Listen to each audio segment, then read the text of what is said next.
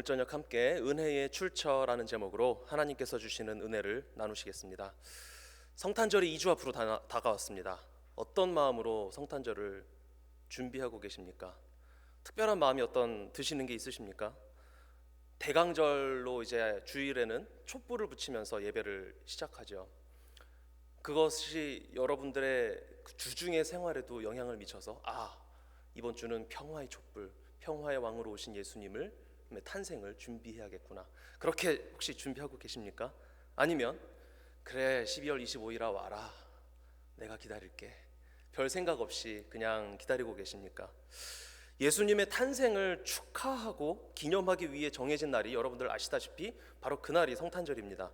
그런데 예수님의 생일, 예수님의 탄생을 기념하는 이유는 단순히 우리가 본인의 생일을 내가 기대하는 가족이나 좋아하는 친구들이나 친지들이 챙겨주지 않으면 혹시 예수님도 그런 비슷한 섭섭함을 느끼실까봐 성탄절을 기념해야 한다라고 생각하시는 분은 없으실 겁니다.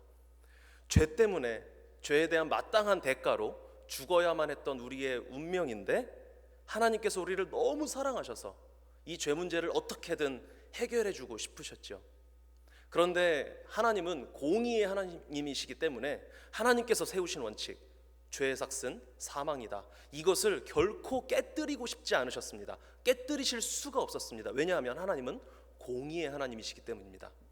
그래서 죄의 삭신 사망을 어떻게든 처리해야만 했고 인간이 죽어야만 했는데 인간의 대표자로서 아들 하나님께서 인간이 되어 이 땅에 태어나셨고 바로 그 탄생, 죽기 위해 태어난 예수 그리스도의 탄생을 기념하고 기억하고 축하라고 하기에는 조금 무리가 있을 수도 있겠습니다. 왜냐하면 죽으려고 태어나셨으니까요. 그러나 어쨌든 탄생하셨기 때문에 그것을 기념하는 것이 바로 우리 이 성탄절입니다. 예수님의 그 엄청난 구원의 사역의 출발점이 되는 날이죠. 그렇다면 사실은 이 내용 다 아시는 내용이시죠. 그렇다면 사실은 이 성탄절에 우리가 기념해야 하는 것, 기억해야 하는 것, 예배해야 하는 것, 이것은 성탄절에만 해서는 안 되겠죠. 성탄절만이 아니라 매일매일 매 순간마다 예수 그리스도를 구주로 영접한 이후 성도로서 신앙생활을 하고 계시는 중이시라면 단 한순간도 멈추지 말고 이 기념을 하셔야 됩니다. 1년에 한 번이 아니라. 그런데 그게 안 되니까요. 그렇게 하고 싶지만, 그렇게 하려고 하지만 한계가 있죠. 우리의 기억력에 한계가 있고 육신의 한계가 있고 삶의 현실이 있고, 그러니까 자꾸 까먹고, 그러니까 교회에서 이것을 1년에 한 번 날을 잡아서 성탄절에 여기에 집중해서 예수님의 그 탄생을, 예수님의 그 구원 사역의 시작을 기념하는 것입니다.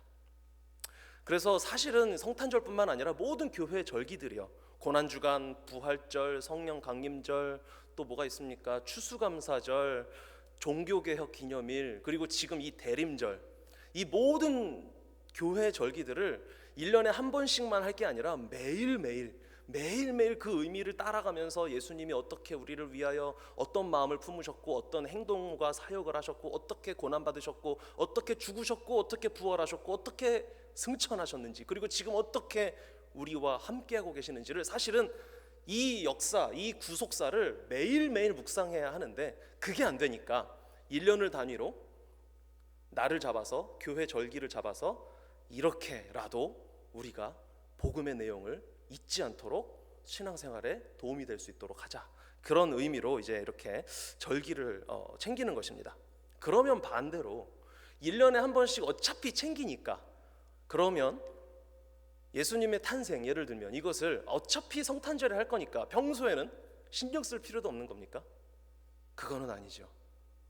최선을 다하는데 그게 안 되니까 1년에 한 번이라도 하는 것이지, 평소에도 계속해서 틈날 때마다, 기회가 될 때마다 성탄절의 의미, 예수님의 탄생의 의미, 예수님의 그 성육신의 의미를 기억하고 묵상하려고 노력하는 것이 중요한 것입니다.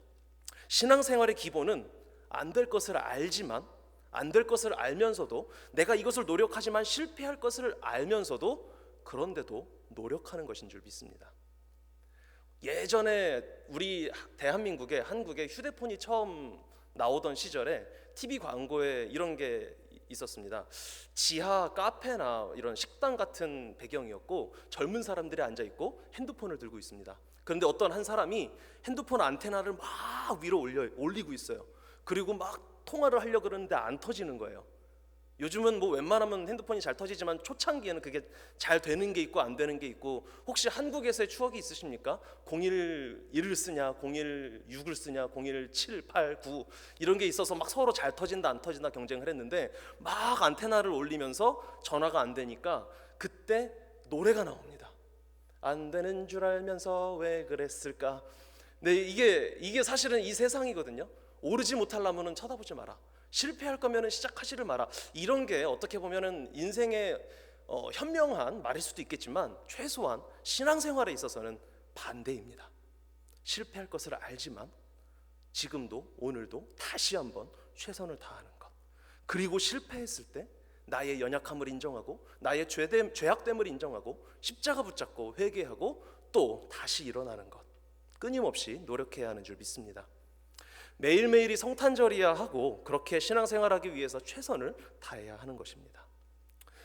그런데 가끔 순간적으로 의도치 않게 성탄절과 아무 상관없는 어느 날 예수님의 탄생이 갑자기 묵상될 때가 있으시죠. TV를 보다가 문득 떠오를 때가 있고 책을 읽다가 문득 구원의 이 기쁨이 막 솟아오르는, 그렇게 신앙의 아주 이상적인 순간이 여러분들 삶 속에서도 가끔이나마 아마 있으실 겁니다. 작은 성공이죠. 그런데 이것도 잠시, 원래 실패하는 것이 연약한 죄인으로서는 정상적이라는 것을 우리는 끊임없이 기억해야 할 것입니다. 따라서 어쩌다가 하나님 뜻대로 하려는 시도가 성공했을 때 겸손히 감사하고 또 계속 노력하는 자세가 필요합니다. 오늘 본문에 등장하는 모세, 이 모세도 어쩌면 신앙생활의 여정 속에서 이 작은 성공 혹은 성공할 뻔한 그 문턱에 다가갔던 경험이 있는 것 같습니다. 이스라엘 백성들이 이집트에서 억울하고 원통한 노예 생활을 언젠가부터 시작하게 되었습니다. 이스라엘이 노예임에도 불구하고 강성해지니까 파라오, 이집트의 이 집권층의 박해가 점점 더 심해졌죠. 결국에는 힘든 노역을 시키다가 안 되니까 그래도 이스라엘이 계속, 이 히브리 민족들이, 노예들이 계속 숫자가 늘어나고 강해지는 것 같으니까 파라오는 히브리인들의 신생아, 새로 태어난 아기들 중에 남자 아기는 다 죽여라 라는 명령을 내립니다. 그리고 모세가 바로 그 시점에 태어났습니다. 죽을 수밖에 없는 운명이었죠. 혹시 살아남더라도 모세의 인생이 행복했을까요? 일반적인 상황 속에서 보면 아니요. 이집트에서 노예로 평생을 살아가야 하는 운명에 처한 모세였습니다. 하지만 갈대상자의 은혜, 이 말도 안 되는 일이죠. 논리적으로는 설명이 안 되는 일이죠. 그것 때문에 목숨을 건졌을 뿐만 아니라 노예로 살아가지 않고 반대로 인생 역전, 이집트의 왕자로 살아가게 됩니다. 그러면서도 친어머니로부터 신앙교육, 히브리인으로서의 정체성 교육을 제대로 받았기 때문에 신앙관도 아주 하나님을 잘 믿는 그런 상태로 성숙할 수 있었던 것 같습니다. 이집트의 왕자로서 누릴 것 다 누리면서 큰 실패나 아픔 없이 청년이 되고 장년이 된 모세였고, 동시에 자신의 원래 뿌리는 히브리인이며 나는 지금 저렇게 노예로 고통받고 있는 동족들을 위해서 하나님의 뜻을 받아 언젠가는 한 획을 긋겠다라는 자신감, 그런 것에 차 있었던 것 같습니다. 요즘 말로 하면은 이스라엘, 이 히브리인들이 보기에 어떤 사람이었을까요? 이집트의 왕자인데 실제로는 히브리인의 뿌리를 가지고 있고 게다가 믿음까지 좋습니다. 외모는 어땠는지 모르겠지만 어쨌든 엄친아 혹은 국민 남동생 혹은 국민 삼촌, 뭐 이런 존재가 모세였을 수도 있겠죠. 그런데 이 성공 아닌 성공할 뻔한 그 단계에 이르는 것, 이것이 그로 하여금 인간적인 사명감과 열정에 충만하도록 함정을 파고 그곳에 빠뜨리고 말았습니다. 그리고 결국 이를 그르쳐서 처절한 실패를 경험하고 민족을 위한 하나님의 일에 결정적인 도구일 줄 알았던 이집트 왕자라는 신분도 잃고 살인 혐의를 피해 도망간 살인 용의자, 도망자, 도피자 신세가 되어버렸습니다. 이것이 바로 모세의 과거, 본문에 등장하는 이 모세의 과거의 모습입니다. 마치 공중에 떠보지도 못하고 고장나버린 최첨단 비행기와도 같은 모습이죠. 굉장히 성능도 좋고 또 최첨단 기능을 가지고 있고 멋있게 생겼지만 공중에 떠보지도 못하고 그냥 고물이 되어버린 것입니다. 그렇다면 모세의 현재는 어떻습니까? 모세의 현재, 오늘 이 본문의 현재입니다. 미디안 광야로 도망하여 수번 지낸 지 이제 40년이 흘렀습니다. 광야에 사는 동안에 결혼도 했고 아들도 낳았습니다. 장인의 양을 치면서 생계를 유지하는 아주 평범한 목동으로서의 삶을 살고 있습니다. 과거에 그 의기양양했던 태도, 그 자신감, 열정 아마 온데간데 없이 사라졌겠죠. 이것이 모세 기억에는 아련하게 남아있기는 했겠지만 40년이나 지났습니다. 그리고 결혼도 했죠. 인생에 많은 변화가 생겼습니다. 그 옛날 일이 기억이나 나겠습니까? 일상생활 속에서는 평소에는 내가 과거에는 이랬는데 이런 생각조차 희미해졌을 만한 시점입니다. 현재 모세는 그저 평범한 사람입니다. 자신의 양도 아니고 장인의 양을 치는 아주 평범한 특출난 부분 하나 없는 80세, 청년도 아니죠. 젊은 사람도 아닙니다. 노인이었습니다. 그리고 매일매일 그 장인 이들의 양을 치는 평범한 삶이 모세의 삶 속에서 반복되고 있었던 것 같습니다. 어제도 양을 치고 오늘도 양을 치고 또 내일도 양을 칠 거고요. 그날도 그렇게 평범한 여러 날들 중 하루였습니다. 우리들이 일상생활하면서 느끼는 생각과 감정을 모세도 아마 이 본문의 이 장면 출발점 3장 1절에서 느끼고 있었을 것입니다. 양을 치면서 광야 서쪽으로 가다가 호렙산까지 가게 되었습니다. 그러면서 요새는 무슨 생각을 했을까요? 일상입니다. 와, 오늘따라 날씨가 정말 덥다. 오늘은 저녁 때 뭘 먹으면 좋을까? 왜 이렇게 목이 뻐근하지? 어젯밤에 잠을 잘못 잤나? 그냥 쓸데없는 시시콜콜한 생각을 아마 하고 있었을 것입니다. 그때나 지금이나 광야에서 흔한 것은 당연히 모래나 흙이었겠지만 또 하나 흔한 것이 몇 안 되는 식물들 중에 떨기나무라는 것이 있었습니다. 사진에서 이제 보시는데 이것처럼 이게 높이가 한 1m 남짓 된다고 합니다. 얼마 크지도 않죠. 그리고 잎이 무성하지도 않습니다. 왜냐하면 말은 아주 건조한 조건에서 살아가야 했기 때문입니다. 자, 이 메마른 사막에서 모세가 일상생활을 하고 있는데 떨기나무가 있습니다. 떨기나무를 신경을 쓰겠습니까? 안 쓰겠습니까? 보시는 것처럼 굉장히 흔해요. 그러면 신경도 안 쓰고 그냥 지나치는 것입니다. 길거리에 있는 돌멩이와 같은 그냥 그런 것입니다. 그런데 그렇게 흔한 떨기나무들 중 하나에 불이 붙었습니다. 불이 붙은 사진을 한번 보시면 저게 진짜 불인지 아니면 가짜 불인지 잘 모르겠습니다. 인터넷에서 찾았는데 어쨌든 지금 그래도 제가 보기에는 약간은 특이해 보이거든요. 그래서 불이 붙었네 할 것 같습니다. 저 같으면. 그런데 사실 이것도 모세의 입장에서는 그렇게 특별한 일이 아니었을 가능성이 크다고 합니다. 이와 관련된 사막에서 일어나는 아주 흔한 일이 두 가지 종류의 일이 있습니다. 첫 번째는 아시다시피 사막은 워낙 건조하고 햇빛이 강하기 때문에 이 온도가 섭씨 40도 이상을 그냥 막 올라가는 게 아무 이상한 일이 아니었죠. 자, 이렇게 벌겋게 달아오른 대낮의 사막에 아지랑이가 피어오르게 되면 저 멀리 있는 곳에서 아지랑이가 피어오르고 그곳을 바라봤는데 거기에 떨기나무가 있으면 마치 그 벌건 것과 아지랑이와 그 떨기나무가 합쳐져서 거기에 순간적으로 불이 붙은 것처럼 보이는 착시 현상이 일어날 수 있다고 합니다. 실제로 그렇게 가능하다고 합니다. 그러면 만약에 이 경우라면 불이 붙은 것으로 모세가 착각한 걸 수 있겠죠. 두 번째 경우는 뭐냐면 정말 떨기나무에 불이 붙을 수 있답니다. 자연 발화가 가능하답니다. 왜냐하면 저 떨기나무는 그 가지와 잎에 기름 성분으로 되어 있는 작은 입자가 이렇게 있는데요. 워낙 건조하다 보니까 그리고 뜨겁다 보니까 가끔씩 그 기름 성분이 불을 일으켜서 떨기나무에 진짜 불이 붙을 수도 있다고 합니다. 자, 그러면 혹시 이런 경우였을까요? 실제로 초자연적인 현상을 아예 전제로 이런 일은 일어날 수 없어 라고 전제로 두고 성경을 연구하는 자유주의 신학자들은 모세가 바로 이 두 경우 중에 하나였을 것이다 라고 이 본문을 해석하고 지나가 버립니다. 그런데 이것은 성경 본문 자체를 믿지 않기 때문에 일어나는 일이죠. 출애굽기 오늘 본문입니다. 3장 2절 3절 말씀을 같이 한 목소리로 읽어보시겠습니다. 2절과 3절 말씀입니다. 시작. 여호와의 사자가 떨기나무 가운데로부터 나오는 불꽃 안에서 그에게 나타나시니라.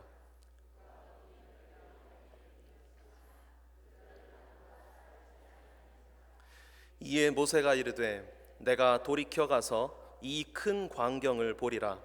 떨기나무가 어찌하여 타지 아니하는고 하니 그때에. 아멘.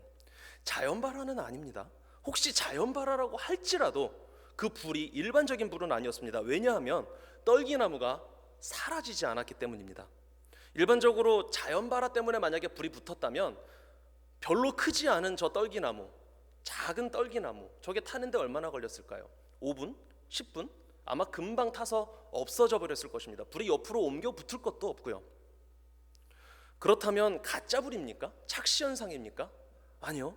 그래서 그거 확인하려고 모세가 돌이켜 갔다라고 되어 있습니다. 그리고 그것을 확인한 모세가 돌이켜 보니 아지랑이었더라 라고 본문에 나와 있습니까? 아니요. 진짜 불 속에서 하나님이 그를 부르면서 말씀하십니다. 그런데 사실 방금 말씀드렸던 것처럼 착시 현상과 자연 발화, 이 두 가지의 가능성 때문에 모세의 입장에서는 불에 타고 있는 떨기나무를 봤을 때 이 현상은 그냥 지나쳐버려도 전혀 이상하지 않은 일이었습니다. 이렇게 양을 치면서 가고 있는데 여기 이 지금 모세가 있는 곳은 처음 간 곳이 아니라 40년 동안 자신의 장인어른의 양을 치던 곳이었습니다. 그곳에서 광야에서 종종 일어나는 현상인 착시현상 혹은 자연발화, 불이 붙었거나 붙은 것처럼 보이거나 하는 일이 일어나고 있었기 때문에 그곳은 그냥 지나칠 수도 있는 것이죠. 광야를 잘 아는 모세가 그거 하나 몰랐겠습니까?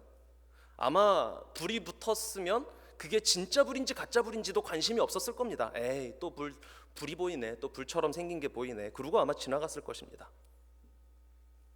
사막에서 일어날 수 있는 굉장히 흔한 일이 모세의 눈앞에 벌어진 것입니다.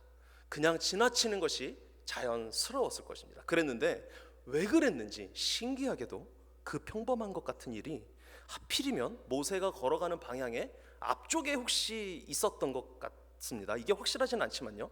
그래서 별로 신경을 쓰고 싶진 않지만 자꾸 보이니까 자꾸 모세의 주목을 끌었던 것이죠. 아니면 그날따라 이 평범하고 흔한 현상이 모세에게 오늘따라 조금 특이한데 신기하다라는 생각을 모세가 했을 수도 있겠죠. 그래서 모세가 내가 돌이켜 가서 이 큰 광경을 보리라.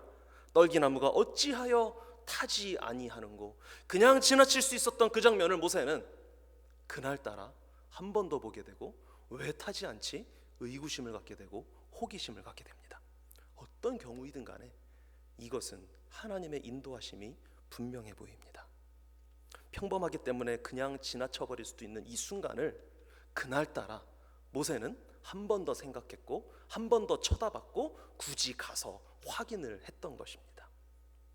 모세는 하나님의 은혜로 관심을 갖고 집중하여 그 장면을 보았던 것이고 그곳에 가까이 갔던 것입니다.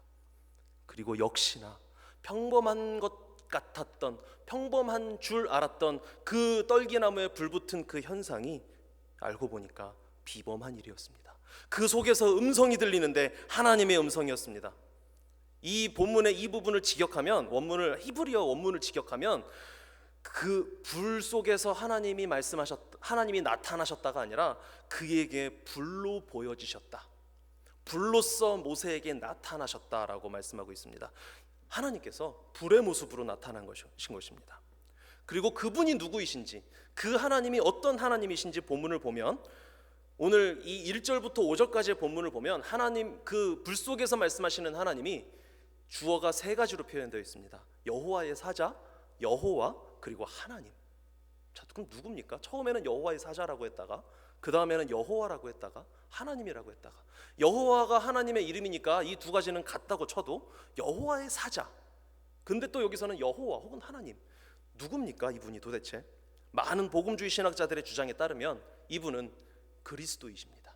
아직 성육신하지 않으신, 아들 하나님이신 메시아 그리스도께서 불 속에서 나타나신 것입니다.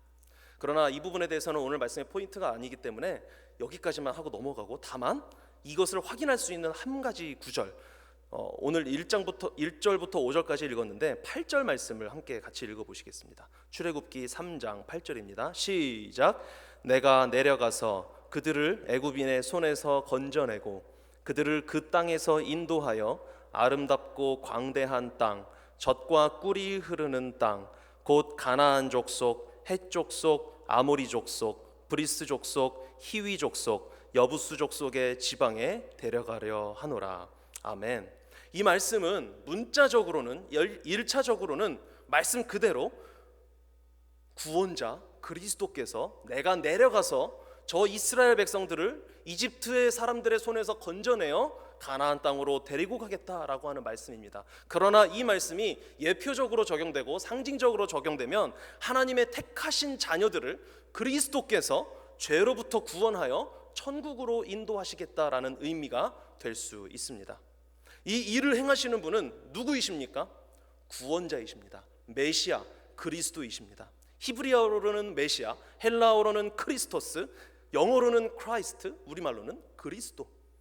모세에게 목격된 이 불은 얼핏 보면 평범한 것이었습니다. 사막에서는 그냥 보고 지나칠 만한 아주 흔한 일상 중에 하나였습니다. 그리고 이는 공교롭게도 구원자로 오신 예수 그리스도, 예수로 오신 그리스도, 이 예수 그리스도의 탄생과도 굉장히 비슷합니다. 그리스도는 위에서도 말씀드렸듯이 메시아, 구원자라는 의미를 가진 호칭이기 때문에 이것은 제외하고요. 그분의 이름이 뭡니까? 예수이셨습니다. 아마 호적도 있으셨겠죠?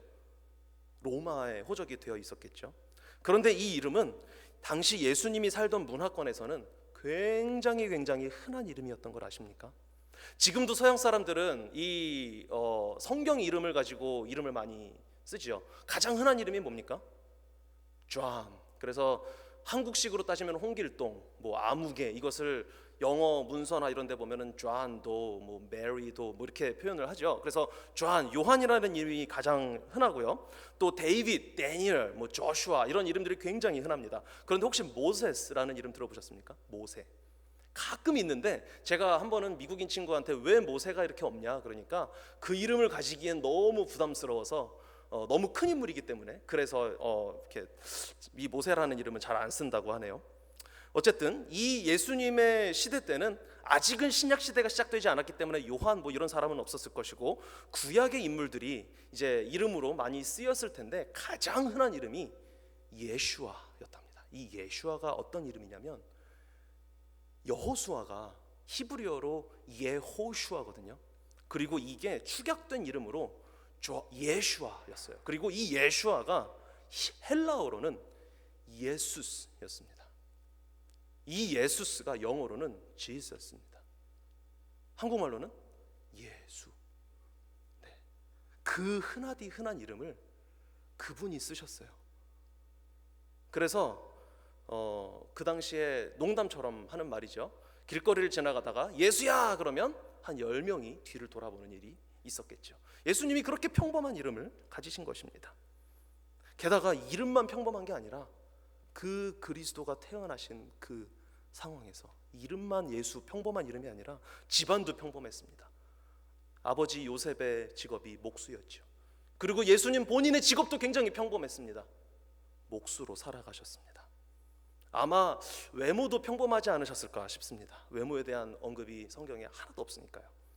그런데 하나님의 선택을 받은 모세가 그 평범한 불꽃을 그냥 지나치지 않고 다가가서 그 불꽃으로 나타나신 그리스도를 만났던 것처럼 택하심을 입은 예수님 당시의 소수의 사람들은 그 평범한 예수라는 인물을 그냥 지나치지 않고 그리스도로 믿을 수 있었습니다.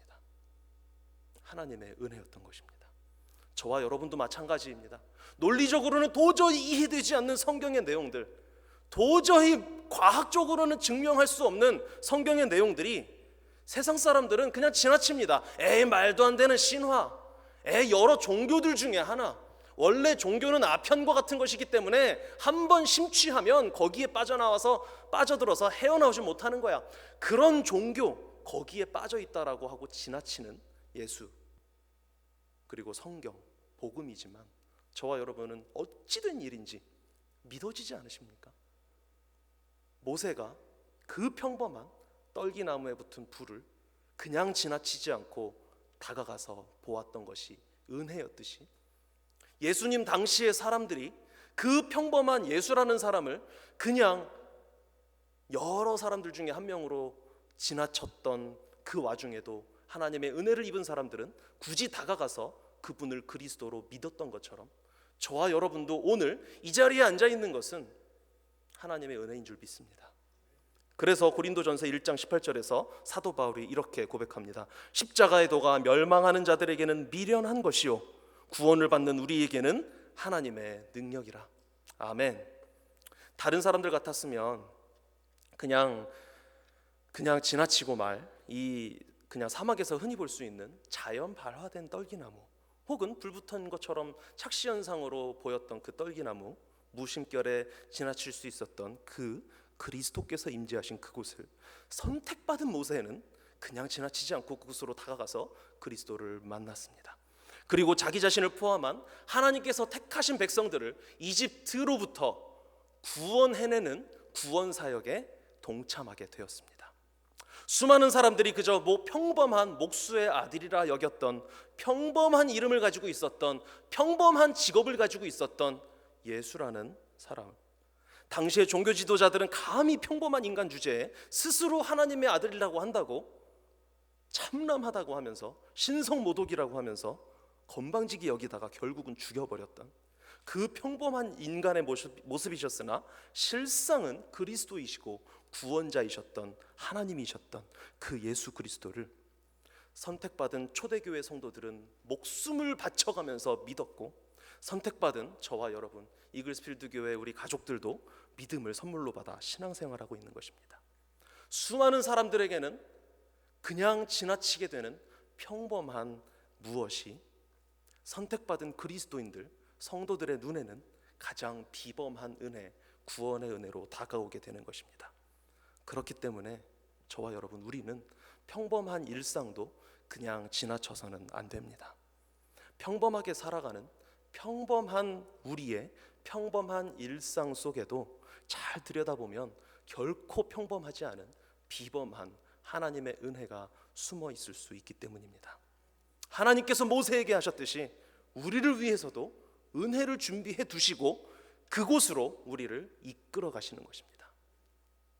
우리의 일상에서 은혜가 일어나는 것이고, 은혜가 있는 곳이 우리의 일상이 되도록 하나님께서 끌고 가시는 것입니다. 오늘 본문이 포함된 이 출애굽기 3장을 한글이나 영어가 아니라 혹시 히브리어로 읽어보셨습니까? 되게 재밌어요. 네, 그 전개 방식이 굉장히 재밌습니다. 이게 이제 히브리어를 직접 보여드리면 참 좋겠는데 그러려면 너무 시간이 걸릴 것 같아서 설명을 해드리자면, 히브리어로 된 구약 성경은 원래 우리가 지금 한글 성경, 영어 성경 읽을 때는 눈으로 읽죠. 그리고 졸릴 때는 입으로 읽으시죠. 그리고 교회에서 함께 읽을 때도 입으로 읽고요. 그런데 이 히브리어 구약 성경은 눈으로 읽으라고 쓰여진 성경이 아니었습니다. 의도가 워낙 옛날이었기 때문에 문맹자가 많기 때문이기도 했고요. 여러 상황에 의해서 이 구약 성경 히브리어는 눈으로 읽는 글자가 아니라 귀로 읽는 글자였습니다. 수많은 군중들을 모아놓고 서기관이나 제사장이 두루마리를 쫙 펴서 성경을 읽으면 군중들은, 이스라엘의 회중들이겠죠, 그들은 앉아서 듣는 겁니다. 그것을 의도해서 가장 그렇게 잘 들리게 쓰여진 언어가 바로 이 히브리어 성경이었습니다. 그리고 이 출애굽기 3장 여기 이 본문에 나타나는 큰 특징 한 가지는 뭐냐면, 그리고라는 접속사와 함께 주어 동사가 딱 붙어서 반복해서 탁탁탁 등장하고 있다는 것입니다. 이게 어떤 효과를 주냐면, 지금 이야기잖아요. 이 본문을 보시면 모세가 양을 치고 있는데 어디로 갔는데 뭐가 보였고 신기해서 뭐라고 말하고 그래서 가니까 불 속에서 말이 들렸고, 이렇게 지금 이야기가 진행되잖아요. 여기서 장면이 전환될 때마다 이 글을 쓴 저자가 여기에 듣는 사람들이 집중했으면 좋겠다 하는 포인트를 줄 때 이 전환을 탁탁 탁탁 시켜주는 장치가 있었습니다. 이것을 오늘 본문인 1절에서 5절까지를 이렇게 보면은 이렇게 됩니다. 네, 다음 화면을 한번 보여주시면요. 네, 자 1절부터 제가 한번 설명해 드리겠습니다. 모세가 양떼를 광야 서쪽으로 인도했습니다. 그렇죠? 진한 글씨로 되어 있죠. 여기가 이제 강조점입니다. 그리고 호렙산에 이르렀습니다. 2절에 가면 여호와의 사자가 떨기나무 속에서 불꽃으로 나타나셨고요. 불이 붙었는데도 타서 없어지지 않는 그 떨기나무를 모세가 보았습니다. 3절로 가면 모세가 말을 했는데 뭐라고 말했냐면 불 붙었는데도 타지 않는 떨기나무를 보겠다라고 했습니다. 그리고 4절에서는 그리스도께서 그걸 구경하러 오는 모세를 보셨습니다. 그리고 그 모세를 부르셨고요. 모세야 모세야 그에게 말씀하셨고 모세가 대답했는데 뭐라고 했냐면 저 여기 있어요 라고 했습니다. 자 마지막 절 5절에서는 다시 하나님께서 말씀하십니다. 거룩한 곳이니 가까이 오지 말고 신발을 벗어라.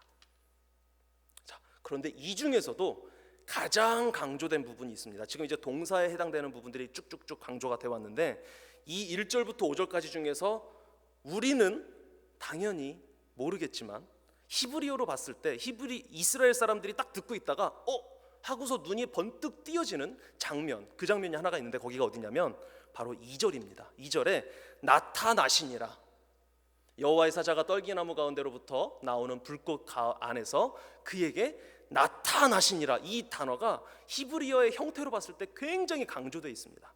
다른 단어들은 다 능동태인데 여기만 수동태거든요. 정확하게 하면 보여지셨다, 목격되셨다 이렇게 됩니다.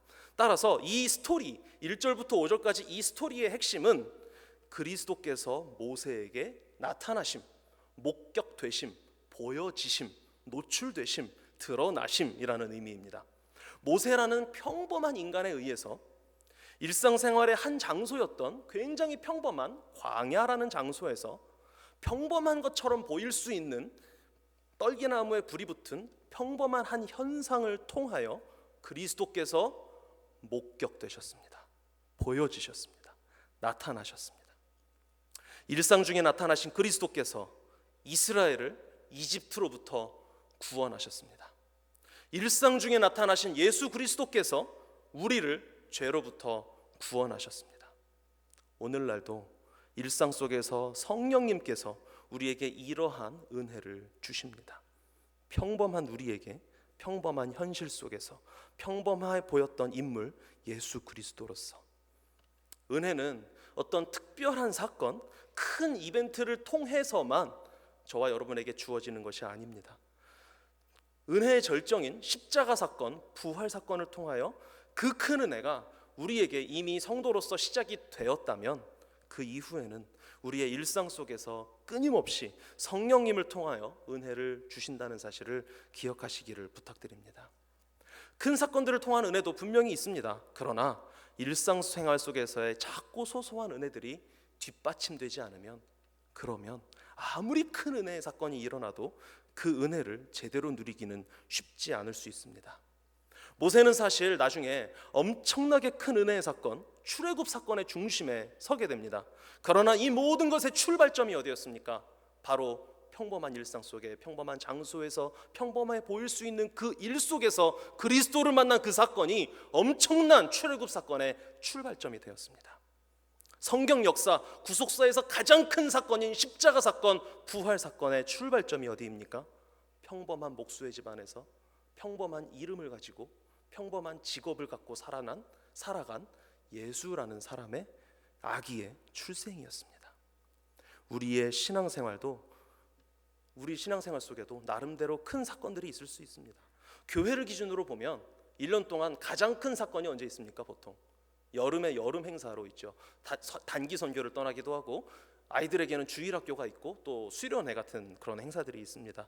그런데 이러한 교회에서의 큰 은혜를 혹시 사모하신다면 그것만을 기다리고 있을 것이 아니라 그 전에 평범한 자주 드려지는 평범할 수 있는 매번의 예배에 충실하며 그곳에서 먼저 은혜를 찾고 은혜를 받으셔야 그러한 큰 은혜가 우리에게 오는 것인 줄 믿습니다. 교회, 가정, 학교, 직장 우리의 일상생활이 이루어지는 곳에서 먼저 은혜를 발견할 줄 알아야 합니다. 일주일을 기준으로 하면 주일 예배와 수요 예배가 또 은혜를 구할 수 있는 상대적인 큰 사건일 수 있습니다. 예배가 공식적으로 드려지니까요. 그러나 예배 때 은혜를 제대로 받으려면 그러면 어떻게 해야 합니까? 우리의 일상생활 속에서, 삶 속에서의 소소한 예배가 잘 드려져야 하고, 그곳에서 은혜를 찾을 줄 알아야 예배에서도 은혜를 찾을 수 있는 것입니다. 속된 표현으로 하자면 고기는 누가 잘 먹습니까? 먹어본 분이 잘 드십니다. 그렇죠. 은혜도 받아본 사람이 더 받을 수 있는 것입니다. 하나님은 평범한 모세에게 평범한 일상생활 중에 평범한 장소에서 평범해 보이는 현상을 통하여 비범한 은혜를 허락하셨습니다. 직접 만나주셨습니다. 하나님 아버지는 아들 하나님 그리스도를 평범한 목수 가정에서 태어나게 하셨고 평범한 예수라는 이름을 갖게 하셨으며 남들이 보기에는 평범한 어린 시절을 보내게 하셨습니다. 그러나 택함 받은 자들에게는 그분은 비범한 분이셨습니다. 구원자 아들 하나님이셨고 그리스도이셨습니다. 우리도 그 평범함으로 시작했지만 가장 비범한 십자가 부활 사건을 이루신 예수 그리스도를 믿는 믿음을 선물로 받았습니다. 엄청난 큰 은혜가 아닐 수 없습니다. 그 은혜에 의하여 믿음으로 구원을 받았으니 이제는 일상 속에서 그 주님을 기억나게 하시는 성령님을 통한 은혜들, 힘들고 지치는 일상, 때로는 지루하게 느껴지는 일상, 이것을 견딜 수 있는 힘과 위로를 주시는 그 은혜를 찾아야 하지 않겠습니까? 그런데 사실 이 은혜라는 것은 내가 찾고 싶다고 해서 찾아지는 것은 아닙니다. 평범함으로 가장한 불붙은 떨기나무는 하나님의 은혜를 받은 모세에 의해서만 목격되었습니다. 하나님이 모세를 미디안 광야로 인도하셨고 하나님의 산인 호렙산으로 이끌어 가셨고 떨기나무를 보게 하셨고 그곳에 가까이 가도록 의도하셨습니다. 모세에게 의도적으로 목격되신 것입니다. 평범한 모습으로 오셔서 30년을 살다 승천하신 아들 하나님이신 예수 그리스도는 하나님의 은혜를 받은 사람들에게만 믿음이 되셨습니다. 특별함이 보였습니다. 일반인의 눈에는 하나님 흉내를 내다가 거짓 종교 지도자로 사형당한 사람에 지나지 않고 또 어떤 사람들의 눈에는 그저 훌륭한 말 몇 마디 했던 공자, 맹자, 석가모니, 마호멧 이런 평범한 조금 뛰어난 종교 지도자에 지나지 않았습니다. 그러나 은혜를 받은 우리들에게는 예수 그리스도가 누구이십니까? 창조주이시오, 구원자이시오, 중보자이신 줄 믿습니다. 아버지 하나님께로 이르는 유일한 구원의 길, 아들 하나님이십니다. 이러한 믿음은 내가 갖고 싶어서 가신 것이 아니라 창세전에 하나님이 나를 구원하시려고 해두신 그 계획과 작정 때문에, 그리고 그것에 의하여 선물로 믿음을 주셨기 때문에 가능한 것 아닙니까? 마찬가지로 일상생활 속에서의 작은 은혜들도 하나님께서 이미 준비해 두셨고 매 순간마다 나도 모르는 사이에 그 은혜를 내 앞에 하나님이 이미 두신 것입니다. 은혜를 다른 곳에서 찾으려고 하지 마시고 내가 지금 있는 곳에서 눈만 제대로 뜨면 보이는 곳에 하나님이 분명히 두셨다는 것입니다. 하나님의 은혜가 여기서 어떻게 발견될 수 있을까 하는 설레는 마음으로 주어진 일에 최선을 다하며 일상생활에 충실하시기를 부탁드립니다. 사업장에서 여러 손님들을 상대하면서 또 직장에서 일하고 동료들과 시간을 보내면서 또 학교에서 열심히 공부하고 연구하면서 가정에서 가족들과 지내고 지지고 볶고 일상생활을 하면서 주어진 일에 그저 최선을 다하면서 그러면서도 하나님이 지금 내 평범한 이 일상 속에 어떤 은혜를 두셨는지 기대하는 마음으로 어딨지? 저게 어떻게 나에게 은혜가 될 수 있을까? 그러면 심심할 틈이 없지 않겠습니까? 우리 삶의 모든 요소에 하나님의 은혜가 묻어있고 드러나 있으며 우리에게 일어나는 모든 일이 은혜로 연결될 수 있음을 기억하십시다.